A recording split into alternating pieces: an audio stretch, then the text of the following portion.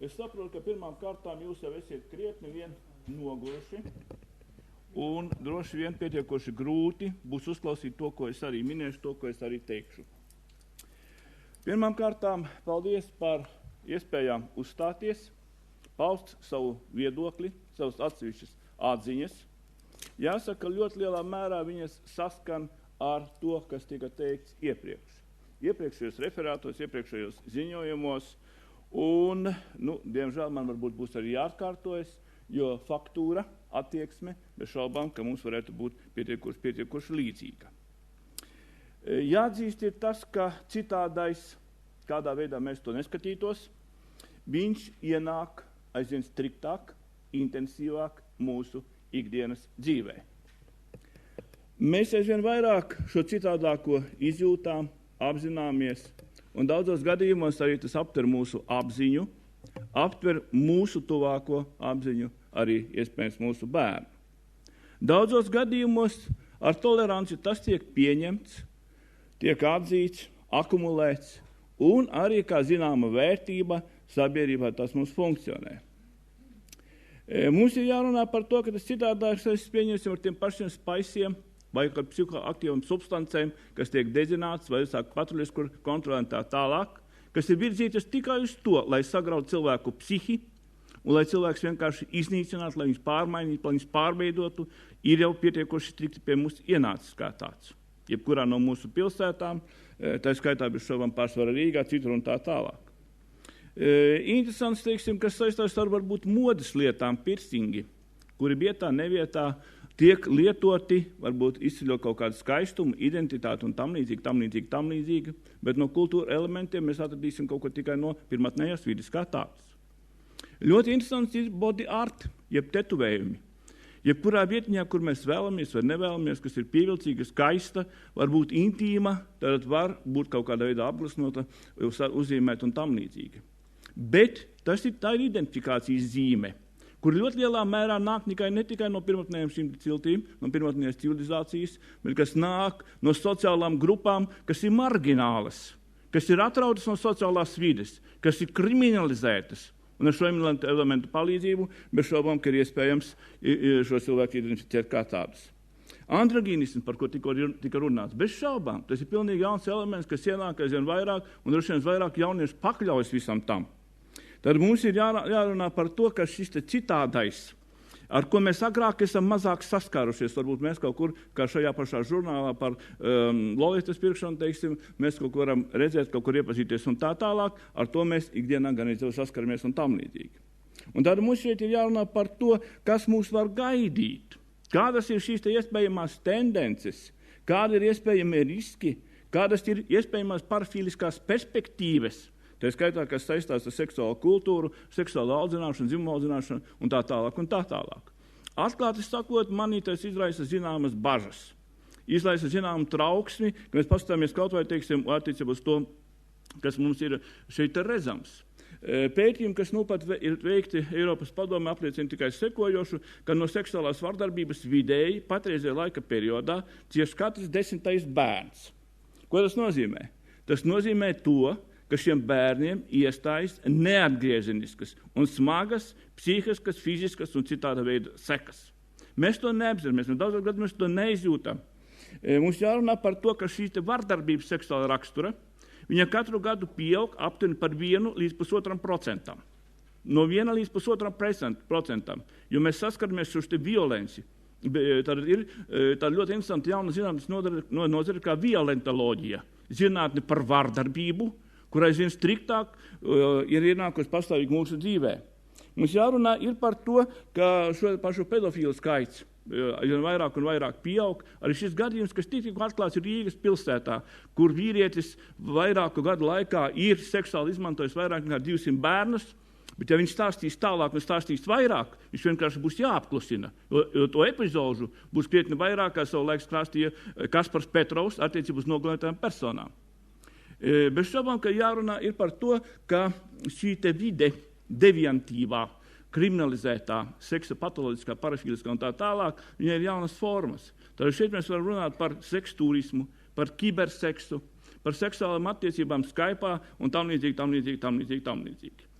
Smagākais un grūtākais ir tas, ka lielākā daļa šo bērnu tad ir, zināmā mērā, komunikācijā ar varmākām. Tad tie tuvinieki, tie radinieki, tie kaimiņi un tā tālāk un tā tālāk.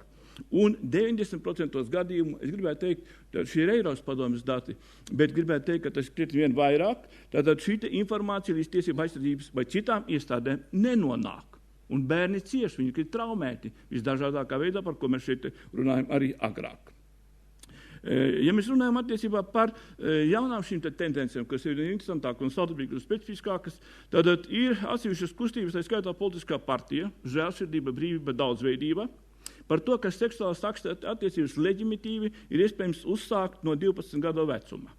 Tātad arī ir iespējams seksuālās attiecības ar dzīvniekiem, legalizācija, jo, teiksim, šeit ir iespējams gūt kaut kādu citādāku gandarījumu, baudu. Ir iespējams bērnu pornogrāfijas neierobežošana un tā tālāk un tā tālāk. Es vēlreiz atzīmēju. Par to iestājas politiskā partija. Politiskā partija, kas cenšas nokļūt pie politiskās varas, kurā ir politiskie resursi, kur ir iespējams propagandēt, aģitēt, teiksim, par savām idejām un tā tālāk un tā tālāk.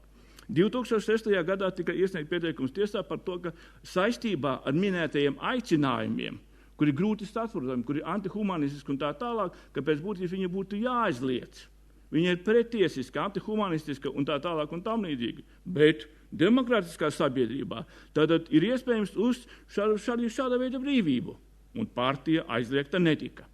Tātad ir izveidots, teiksim, tikai Nīderlandē, bet Eiropā kopumā atsevišķās valstīs visdažādākās pedofīlu biedrības, asociācijas aizvien vairāk un vairāk mums palielinās, un tā bez šaubām ir pietiekoši tāda izteikta tendence. Ja mēs runājam par jaunām tendencēm, kas ir saistīts ar seksuālo pakalpojumu jomu, seksuālo izmantošanu, tad ne tikai Nīderlandē, bet principā arī citur šie materiāli publiski pieejami, un es ar viņiem arī operēju, tad ir publiskie nami, bordeļi, speciāli, teiksim, kur pakalpojums sniedz nepilngadīgie. Tad bez šaubām šeit ir iespējams iegūt iespējams specifisku baudu un tā tālāk. Izmanto augsta līmeņa ierēģi, ir minēta, teiksim, arī kāda līmeņa apmēram, un šeit, ja mēs runājam par Eiropas padomes datiem par to, kāds 10. bērns cieši, Nīderlandē izrādās tie ir 15–20%. Un arī šo seksuālo vardarbību daudzos gadījumos piekopj arī pedagogi, arī tie, kas vada mācību iestādes un tā tālāk, jo šī komunikācija saskarsme ar šiem bērniem, bērni uzticās viņiem, un izmantojot šo uzticamību, dalā bez šaubām iestājas šie atbilstoši arī rezultāti. Vēl vairāk mēs varam runāt par to, ka Anglijas Nacionāla cilvēktiesību padome iesniedza parlamentā priekšlikumu par to, ka krimināla likumā būtu izņemams pants par krimināli sodāmām seksuālām darbībām, vai pedoseksofīliju, bērnu seksuālo izmantošanu, tātad, ka tā nebūtu krimināli sodāma, jo šajā gadījumā bērni iegūst atbilstošu šo seksuālo pieredzi. Tātad viņam ir interesi attiecībā par šo seksuālo pieredzi, par dzimumu apzināšanos, par varbūt kaut kādu dzimumu piedarību un tā tālāk un tālāk. Tas nebūtu krimināls sodāms. Tātad Anglijas parlaments ir zināms par ļoti plašām debatēm, un tas tika plaši apspriests, bet priekšlikums bez šaubām šajā gadījumā netika pieņemts. Ir jārunā par to, ka aizvien plašāk un vairāk attīstās tā saucamais bērnu seksuālais turisms. Ir zināmi reģioni, ir zināmas valstis, kur visplašākā mērā bērni, tātad, kurus mēs attiecām kontingenti līdz 18 gadiem, tiek seksuāli izmantoti. Ja kopumā pasaulē seksuālā verdzībā ir apmēram līdz 30 miljoniem cilvēku, no 27 līdz 30 miljoniem, tad bērni tad ir apmēram līdz 2 miljoniem. Tātad, un ir īpaši maršruti, īpašas firmas, kas šajā gadījumā šos pakalpojumus arī veic. Tātad, ir iespējams iegūt informāciju par atbilstošiem maršrutiem un tā tālāk un tam līdzīgi. 1996. gadā tika izstrādāts speciāls rīcības kodeks par bērnu seksuālu izmantošanu ceļojumā un turismā. Noliedzot to, vai, teiksim, kāda komunikācija ir iespējama, tā tālāk, minētais apliecina tikai to, ka bez šaubām šādas parādības un procesi mums arī eksistē. Īpaša audzināšana, seksuāla rakstura, dzimuma audzināšana. Tāda interesanta pieredze, kuru mēs pārņemam savulaik no Skandināvijas, runājam šodien par šo grāmatiņu, tātad ir Vācijā. Principā droši vien, ka nav varbūt šaubu par to, kas patreizajā laika periodā ir atsevišķās Vācijas zemēs, vēlāk runās arī par Šveici, ka mēs tikpat labi to pašu varētu pārņemt. Tieši tādā pašā veidā, ja atbilstoši uzskates līdzekļi, materiāli, metodiskie materiāli un tā tālāk, tātad tiktu, bez šajā gadījumā bez mūsu ieguldījumiem, bet no ārvalstu investoriem, viņi tiktu tulkoti bez šaubām, tiktu izdoti, nodrošināti un tā tālāk. Viņiem pietiekoši augsts pieprasījums, viņi tiek tiražēti ļoti lielos apmēros, šeit vēlreiz atsauc, atbilstošiem avotiem. Ko šīs metodiskās rekomendācijas paredz? Pirmām kārtām, ka nepieciešams, jeb arī iespējams, sākt bērnu seksuālo masāžu. Tā nav audzināšana, bet tā ir seksuālā masāža attiecībā uz viņu dzimumu orgāniem no 1 līdz 3 gadiem. Īpaša uzmanība ir jāpievērš bērniem vecumā no 4 līdz 6 gadiem. Rekomendācijās ir minēts, ka tēvi neveltīja pietiekošu uzmanību meitiņu klitoriem un vagīnām. Glaudot meitenes, tēvi nepievērš uzmanību šai ķermeņa daļai, pateicoties kurām meitenes var attīstīt lepnumu, ka viņas patiešām ir meitenes. Bērniem ir jāapzinās, ka viņu ķermenis tās ir mājas, ar kurām viņam ir jālepojas. Principā tas tā ir, bet vai tas ir tādā veidā, tādās formās? Bērnām tiek rekomendēts arī apgūt kamasutru, plus papildus vēl skatīties pornofilmas. Šajās metodiskās rekomendācijas atbilstoši arī pantiņi, kas sekmē masturbāciju. Es zinu, kā arī Latvijā bija sagatavoti atbilstoši metodiskie materiāli. Es pasniedzu arī kriminālo seksoloģiju atsevišķos gadījumos, un šie materiāli visnotaļ specifiski. Viņi bija pieejami, kādā veidā puisiem apmierināt sevi, kādi higieniskie pasākumi šeit nepieciešami, meitenēm apmierināt sevi un tā tālāk un tam līdzīgi. Bet kopumā tiek atzīst, ka tie pētījumi, kas ir veikti Eiropas valstīs, ka nodarbības ir tradicionāls, vienmuļas, neinteresants un tā tālāk. Līdzīgi gluži tā, kā šis te vīrs, lai neapzinās šīs te problēmas, ir savu galvu iebāzis smiltīs, neapzināties to situāciju, problēmas un arī būtiskākos jautājumus, kas saistīti dzimumu audzināšanu. Nodarbības vada nespeciālisti cilvēkam, kur ir seksuāla dzīve tikai atmiņās un tā tālāk. Zinot, lasot lekcijas atsevišķos gadījumos, braucot ne tikai par Latviju, arī citur, ilgu laiku tiek spriest, kas tad instanti varētu dzimumu audzināšanas stundas vadīt. Vai būtu tā klases audzinātāja, ķīmijas skolotāja, bioloģijas skolotāja un tā tālāk. Pēc ilgām debatēm, tiek vienai no minētajām pārstāvjiem iespējams arī atvēlēt šo te nodarbību izvešanu. Atsevišķos gadījumos Šveicē tiek izmantotas pornofilmas, audzinot, bērnus seksuālā jomā. Un bez šaubām, ka šīs attiecības tiek tuvināts reālām seksuālām attiecībām, tā skaitā, ar imitācijām tam līdzīgi. Šeit ir tāds ļoti interesants šis te piemērs, tātad šie te metodiskie materiāli. Tātad pirmais šis te paredzēts bērniem no 1 līdz 3 gadiem, otrais no 4 līdz 6. Pievēršot īpašu uzmanību tātad seksuālām attiecībām, mēs varētu noformot arī kā incests starp bērniem un arī vecākiem. Tātad es jau iepriekš minēju, kas ir jādara tēvim attiecībā ar meitenītēm.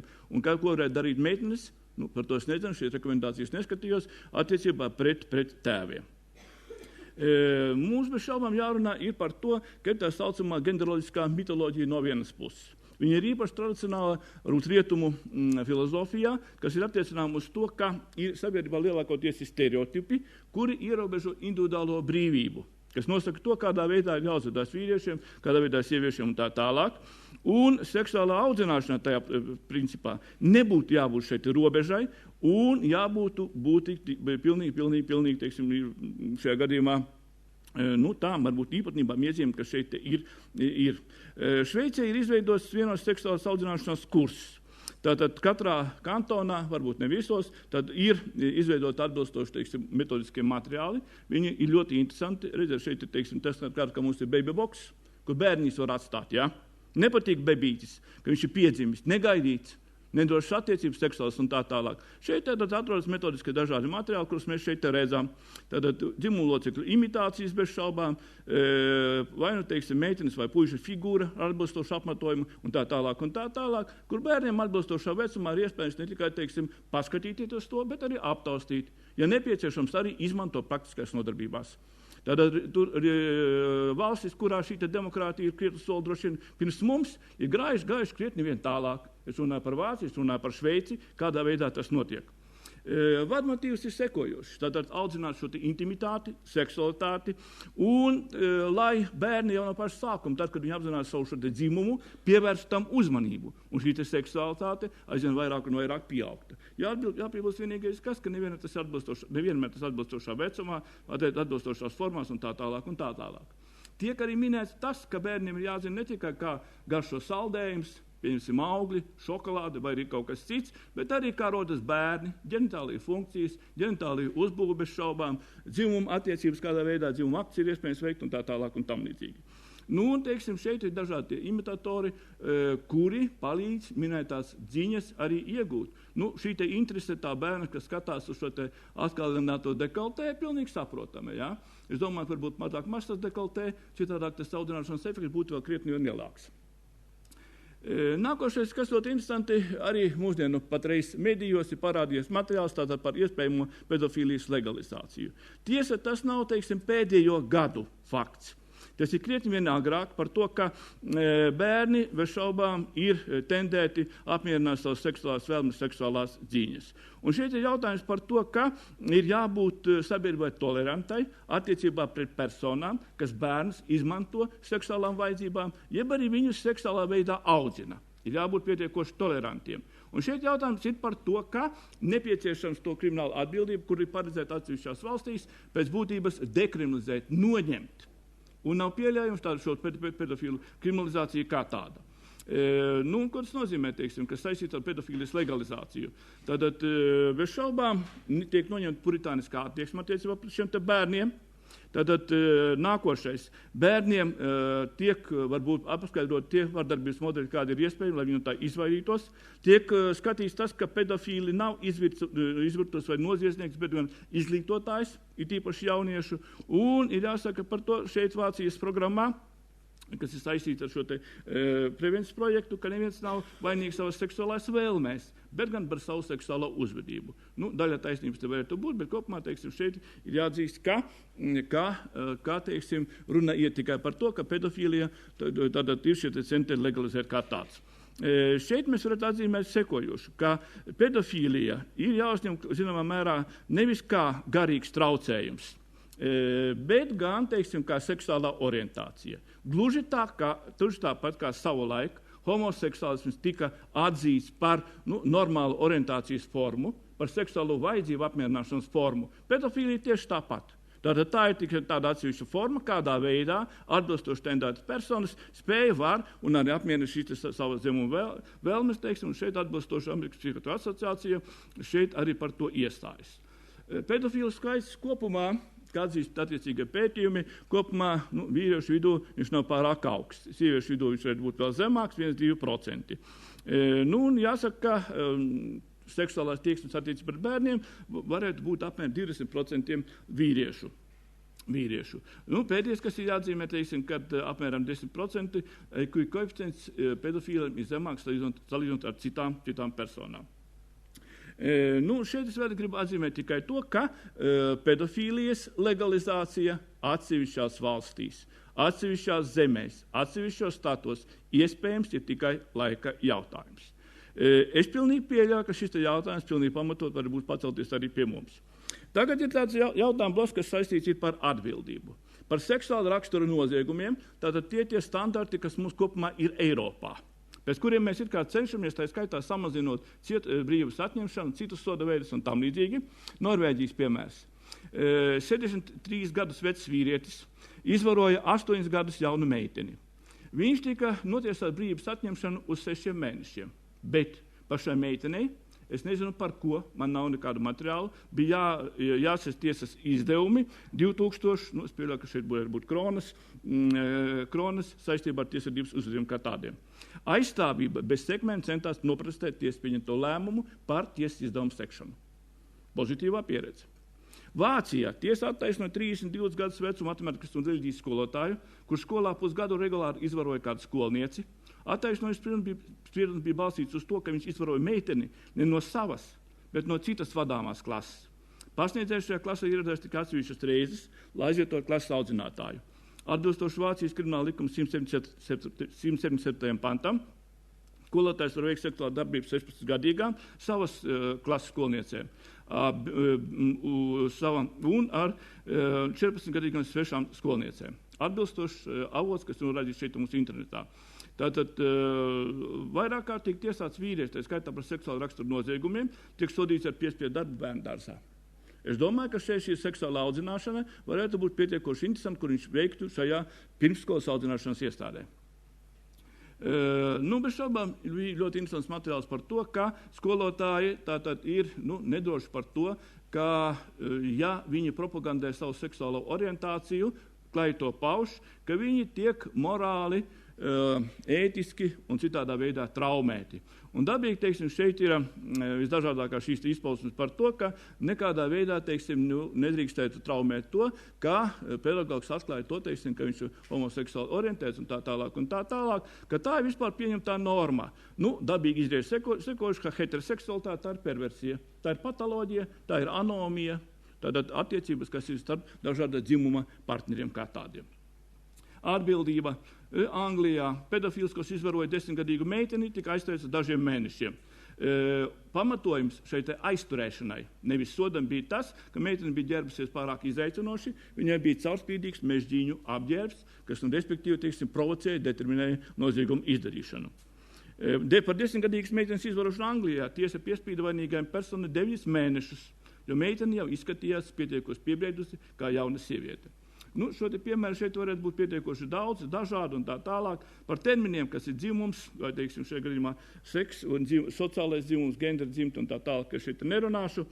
Par laulību formām, es domāju, droši vien, ka nebūtu arī īpaši jārunā, jo viņu daudz, viņas aizvien vairāk un vairāk mums kļūst, visdažādākā veida. Tā skaitā pēcnāves laulības ir atzītas, tas ir Francijā, jā. Tad iespējas noslēgt laulības ar personu, kuram iespējams ir kaut kāds manta, bagātība, zeme un tā tālāk. Aizvien jaunas pieejas, jauni visdažādākie varianti. Nākošais. Ir tāda ļoti interesanta tā saucamā zilā teorija, kas ir tāda šeit aprakstījis ir Jānis Briedis, viens no pamatlicējiem ir Stīvens Zeidmanis. Tāda būtība šeit ir saistīta ar to, ka dzimuma piederība, tas, kas tika agrāk minēts, tas ir stereotipi, tas viss ir nosacīti. Un postmodernā sabiedrībā, teiksim, ir nepieciešams meklēt jaunas pilnīgi kategorijas vai dekonstruēt vispār pieņemtos priekšstats. To, ko jūs iepriekš šeit pilnībā šeit minējāt. Šeit mums jārunā ir par to, ka Kinsey pētījumos ir atklāts, ka individu seksualitāte, tā skaitā bērnībā, viņa ir mērāma skalā no 1 līdz apmēram 7. Jā, tātad, respektīvi, principā no 0 līdz 7. Un cilvēkam vidēji, teiksim, tā skala varētu būt apmēram vidus līmenī, apmēram 3-4, bet īstenībā, teiksim, tie varianti varētu būt pietiekoši dažādi un arī daudzveidīgi. Pieejot pie pēdējiem slaidiem, gribētu minēt sekojoši, ka zilās ideoloģijas būtība ir centienos atspiekot sabiedrības iesērējušos priekšstats par vīrišķā un sievišķā pretpoliem. Specifiskām dzimumu lomām, uzskatiem par normām seksuāla darbības jomā, lai atbrīvotu jebkuru no tradicionālas orientācijas, atspiest individu un atsevišķu sociālo grupu vērtības, viņu ieviris un tā tālāk. Respektīvi, teiksim, dekonstruēt, deformēt šo sabiedrību, teiksim, pilnībā uz jauniem citiem ideāliem, par ko jūs minējat šeit arī iepriekš. Nākošais, par to, ko jūs minējat, arī, teiksim, mēs visu laiku atsaucamies arī šis te radikālās feministiskās viens no pamatlicējām, Judita Bašle runā par to, ka dzimte, dzimums un seksualitāte nav stabilas, nemainīgas, ka viņas ir evolucionējuša kategorija. Un ik viens cilvēks atbilstošā laika periodā šo savu dzimumu, jeb arī piederību pie dzimtes un seksualitāte un tā tālāk, var mainīt. Ja es nekļūdos, teiksim, pirmā uzstāšanās runa gāja arī par Davida Reimera gadījumu, par seksualitātes šo te mainīšanu 8 mēnešu vecumā, un pie kādām sekām tas noveda, ka 34 gadu vecumā nelaimīgais puisis vienkārši beidza dzīvi pašnāvībā. Un kādas mums ir perspektīvas? Nobeigumā pēdējais slaids. Vai ir nepieciešama bērnu seksuālā izglītošana? Neapšaubām. Bet vai nepieciešama tā pieredze, kas ir Vācijā, kas ir Šveicē? Kas to veids, kādā veidā, vai ar tiem metodiskiem materiāliem, kuri agrāk šeit mums tika pasniegti, tātad, kurš to dara, cik profesionāli, cik atbildīgi, un kādi ir tie rezultāti un tā tālāk.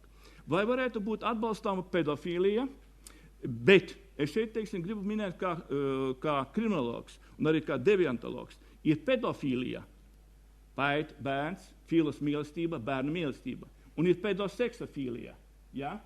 Es nezinu nevienas vecākus, kur nemīlē savus bērnus, kuri nebūtu pedofīli, atvainojiet mani, ja? Negribēju apvainot. Bet ir pedoseksofīlija, kad bērni tiek izmantot seksuāli. Un šeit tā būtība ir pilnīgi citādāka. Un tad jautājums bez šaubām par šo pedoseksofīliju, vai ir pieļauja kaut kādā veidā, teiksim, atbilstoša audzināšana un attieks pret šiem bērniem.